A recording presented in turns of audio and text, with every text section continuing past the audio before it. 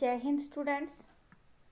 This is Shrimati Manisha Shrivastava, उच्च माध्यमिक शिक्षक from government higher secondary school Guraiya, district Chhindwara, Madhya Pradesh. Today we are going to learn lesson number 3, 2 stories about flying. First story already we have learnt in our previous lessons. Today we are learning the second story of flying. The name of the story is Black Aeroplane. It is written by Frederick Forsyth. The lesson is taken from the book First Flight. It is your textbook in English for class 10th.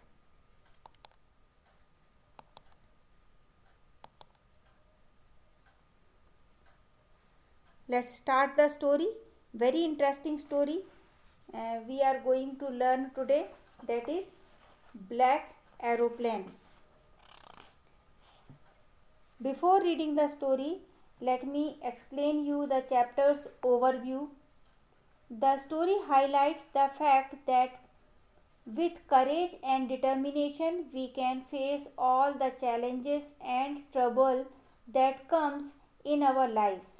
ये story highlight करती है कि यदि हमारे पास करेज यानी साहस है, determination यानी दृढ़ इच्छा शक्ति है, तो हम किसी भी तरीके के चैलेंज को स्वीकार कर सकते हैं। जो परेशानियां जीवन में आती हैं उन्हें हम सामना कर सकते हैं।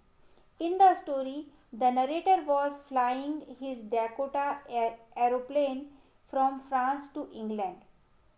स्टोरी में हम देखते हैं कि जो लेखक है वह अपना डैकोटा एरोप्लेन हवाई जहाज उड़ा रहा है फ्रांस से इंग्लैंड की ओर। Suddenly he was surrounded and caught into the black clouds. अचानक से उसे घेर लिया जाता है काले अंधेरे बादलों के द्वारा, या उसमें वो फंस जाता है। He survives due to his courage and tireless efforts and lands safely to the airport. वो सरवाइव करता है सिर्फ अपने साहस और अथक टायरलेस एफर्ट यानी अथक प्रयासों से, और सुरक्षित एयरपोर्ट में वो लैंड करता है यानी अपने एरोप्लेन को उतार लेता है। His survival was a miracle. उसका जीवित रहना और सुरक्षित लैंड कर जाना ये एक आश्चर्य की बात थी।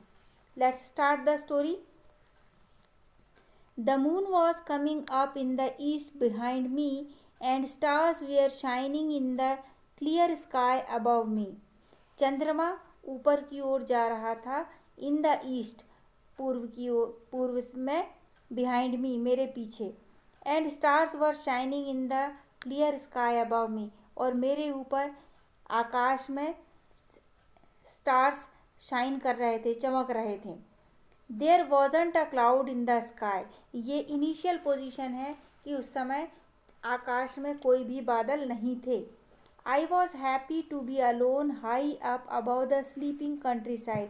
मैं अकेला था और स्लीपिंग कंट्री साइड, जब सभी लोग सो रहे थे रूरल एरिया में, कंट्री साइड यानी होता है ग्रामीण क्षेत्र में। I was flying my old Dakota aeroplane over France back to England. और अब मैं अपना डैकोटा एरोप्लेन उड़ा रहा था फ्रांस के ऊपर से और मैं जा रहा था इंग्लैंड की ओर। I was dreaming of my holiday and looking forward to being with my family. मैं सपने देख रहा था अपनी छुट्टियों के, हॉलीडेज़ के, और looking forward to being with my family, और ये सोच रहा था कि अब मैं अपने परिवार के साथ रह पाऊँगा।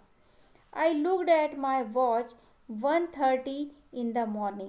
मैंने अपने घड़ी की ओर देखा और पाया घड़ी में जो समय हुआ था 1:30 in the morning, यानी रात के, यहाँ पे 12 बजे के बाद मॉर्निंग मानते हैं इंग्लिश में, पर जो इंडियन टाइम यदि हम देखें तो रात के 1:30 बजे थे। I should call Paris control soon. I thought. मैंने सोचा मुझे बहुत जल्द ही पेरिस के कंट्रोल रूम से संपर्क कर लेना चाहिए। As I looked down past the nose of the aeroplane, I saw the lights of a big city in front of me. और जब मैंने नीचे की ओर देखा, एरोप्लेन की नोज़, एरोप्लेन का जो सामने का कॉर्नर था उससे नीचे की ओर देखा, तो मैंने देखा एक कोई बड़ी सिटी है मेरे सामने और उसमें लाइट्स जल रही हैं. I switched on the radio and set Paris control Dakota DS-088 here, can you hear मी. मैंने अपना रेडियो स्विच ऑन किया, रेडियो चालू किया और बोला पेरिस कंट्रोल, पेरिस के कंट्रोल रूम में कि डेकोटा DS-088 हियर, कि ये जो प्लेन जहाँ से मैं बोल रहा हूँ प्लेन का नाम है Dakota DS-088. Can you hear me, क्या आप मुझे सुन सकते हैं. I am on my way to England over, मैं अपने इंग्लैंड की ओर जा रहा हूँ. ओवर यानी यहाँ मेरी बात समाप्त होती है.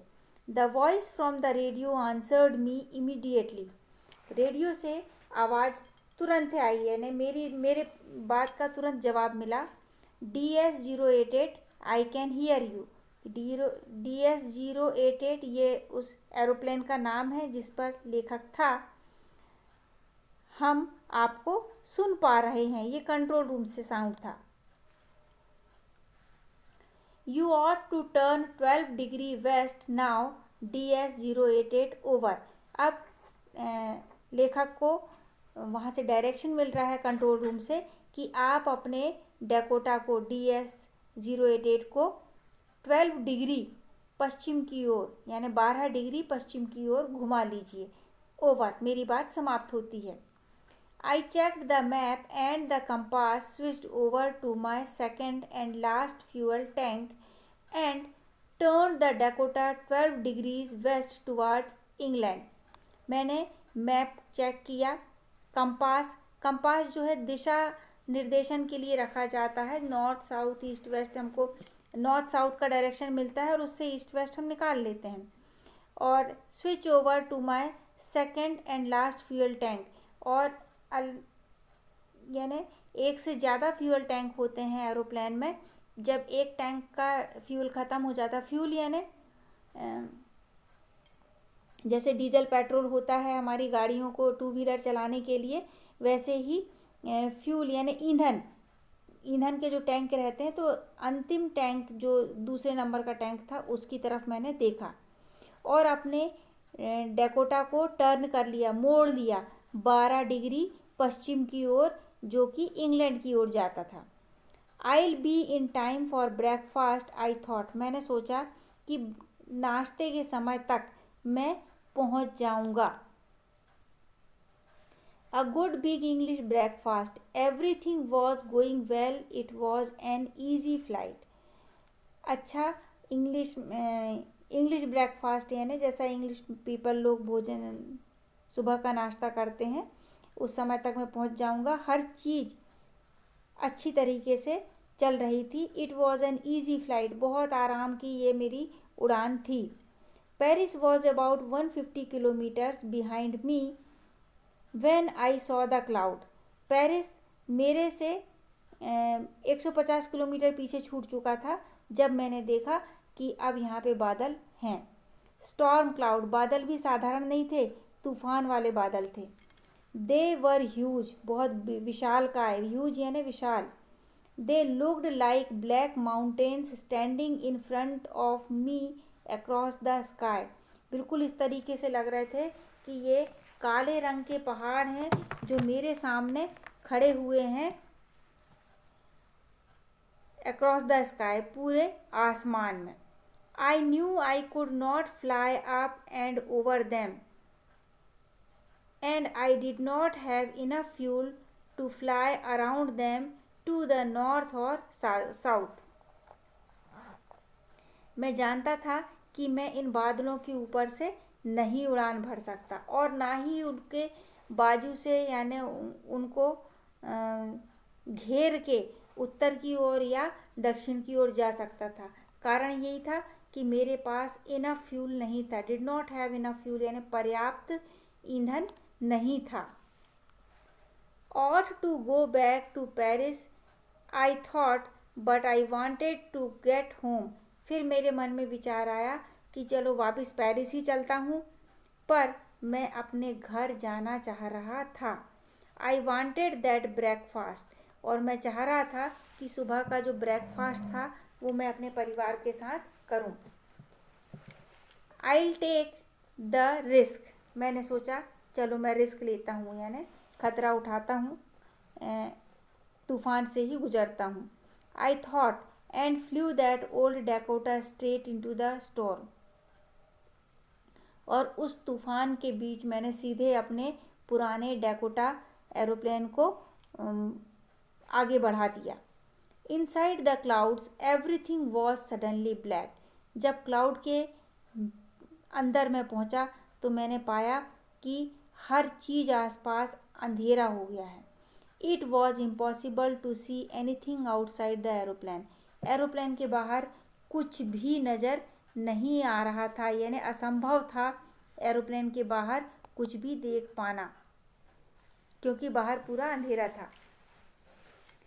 The old aeroplane jumped and twisted in the air, पुराना एरोप्लेन था, अब वो तूफान के कारण ट्विस्ट हो रहा था, यानी सीधा नहीं उड़ पा रहा था, रोटेट हो रहा था, किसी पर्टिकुलर फिक्स्ड पॉइंट पे ट्विस्ट हो रहा था।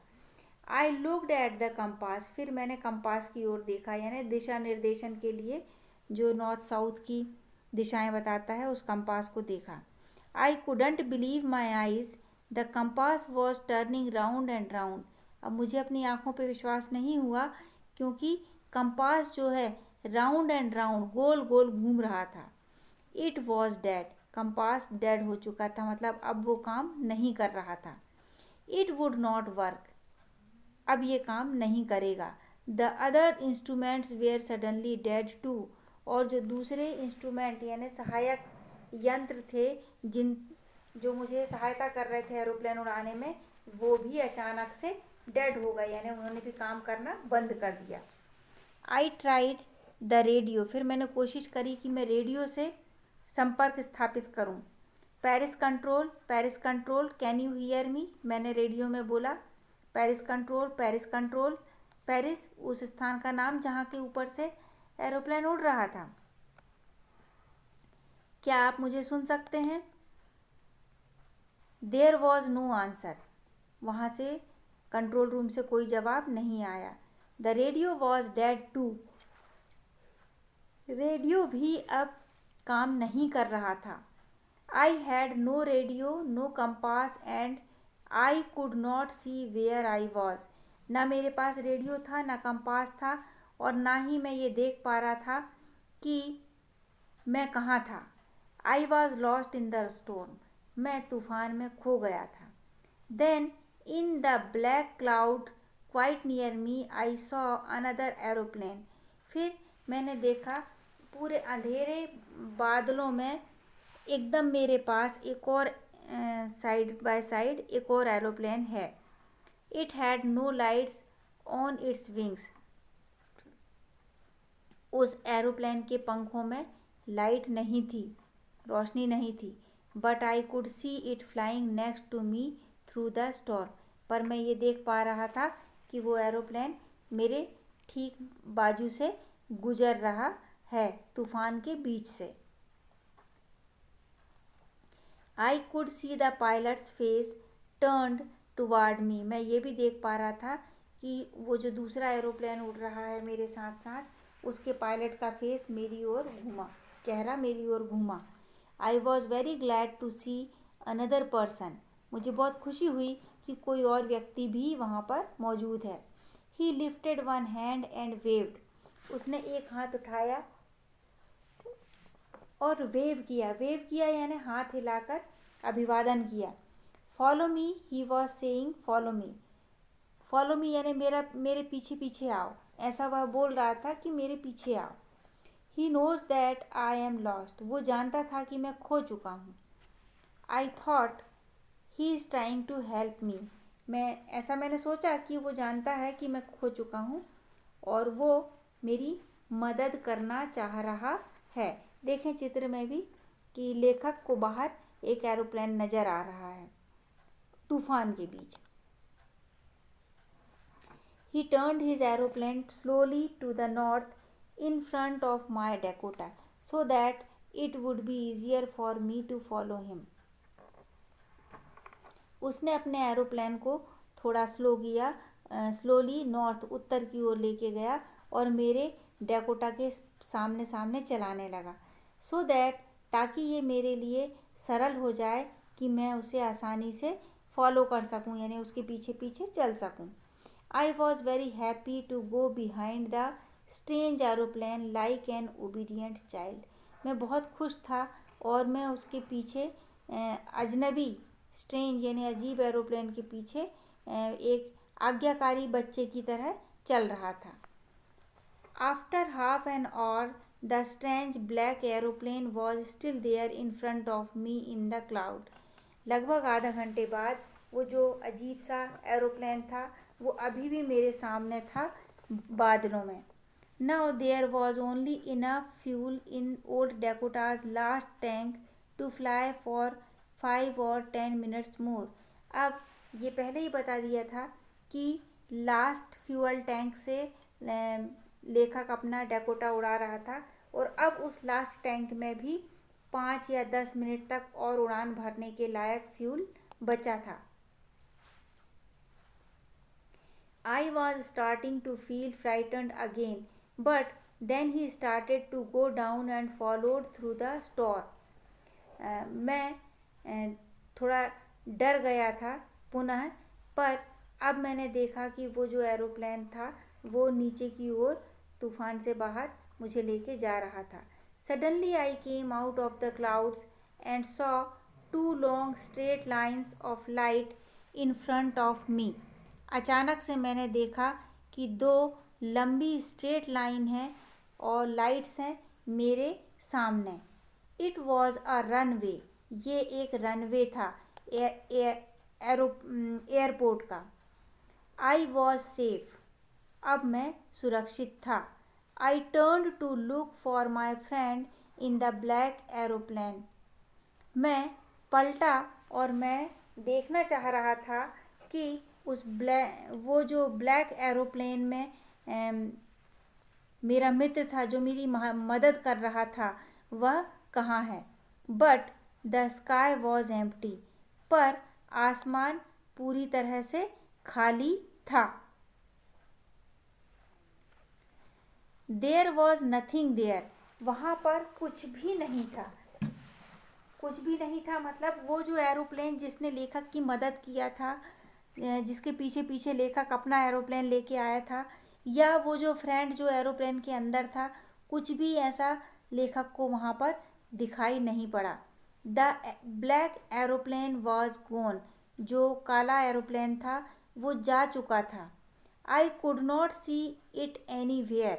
और उस एरोप्लेन को मैं कहीं पर भी देख नहीं पा रहा था. I landed and was not sorry to walk away from the old Dakota near the control tower. मैं लैंड हुआ. लैंड होना यानी उड़ान भरने के बाद एरोप्लेन को नीचे ज़मीन पे लेके आना और उड़ान ख़त्म करके खड़े हो जाना, तो वो उसको कहते हैं लैंड करना. आई landed and was not sorry to walk away from the old Dakota near the control tower.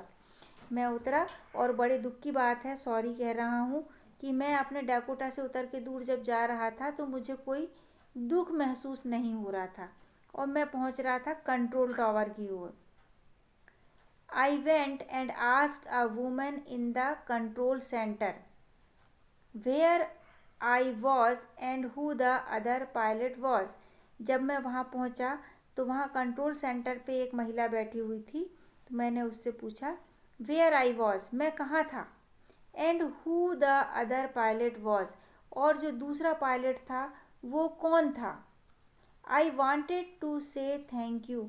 मैं उस पायलट को धन्यवाद कहना चाहता हूँ. आप चित्र में भी देख सकते हैं कि लेखक कंट्रोल रूम में बैठी हुई महिला से बात कर रहा है और इंक्वायरी कर रहा है उस अदृश्य यानी अजनबी मित्र की जिसने उसकी तूफान में सहायता करी और उसे उसका प्लान ज़मीन पे उतारने के लिए पूरी तरह मदद की, रास्ता दिखाया, साथ ही उसके साथ साथ उड़ा वह aeroplane. She looked at me very strangely, वह मेरी ओर बड़े ही अजीब तरीके से, स्ट्रेंजली यानी आश्चर्यजनक तरीके से देख रही थी।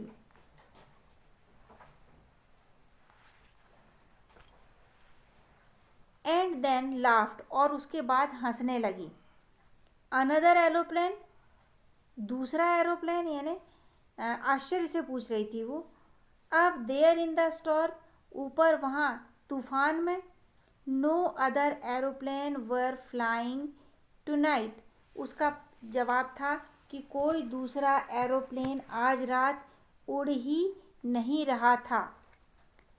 Yours was the only one I could C on the radar, आपका एकमात्र एरोप्लेन था जो मैं राडार पे देख पा रही थी। राडार यानी एक ऐसा यंत्र होता है, अ machine used for locating objects at various distance, एक ऐसी मशीन जो चीज़ों को लोकेट करती है, यानी बताती है कि कहाँ पर है, कितनी दूरी पर है।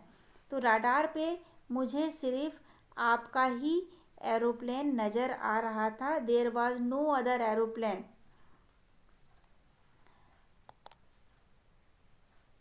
सो who helped me to arrive there safely without a compass और a radio and without any more fuel in my tanks.